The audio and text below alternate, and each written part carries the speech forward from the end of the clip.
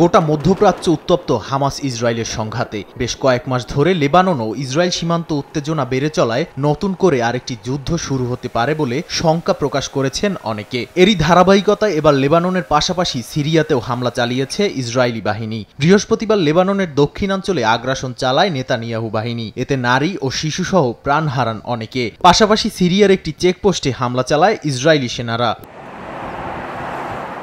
এর জবাবে ইসরায়েলি সেনাদের সামরিক ঘাঁটিতে সরাসরি হামলা চালানোর দাবি করেছে ইরান সমর্থিত লেবাননের সশস্ত্র গোষ্ঠী হিজবুল্লাহ। তবে এতে কোনো হতাহতের খবর পাওয়া না গেলেও ইসরায়েলি সীমান্তবর্তী এলাকা জুড়ে রকেটের সাইরেনের শব্দে আতঙ্কিত হয়ে পড়েন বাসিন্দারা। পাশাপাশি সিরিয়া থেকে ইসরায়েলি ঘাঁটি লক্ষ্য করে হামলা চালায় সিরিয়ার যোদ্ধারা।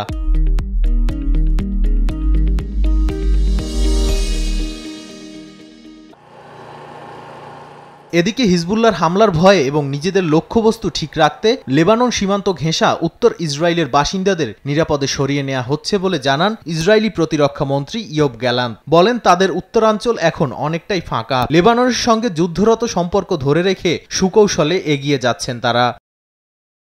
নাদিম মারজান, সময় সংবাদ।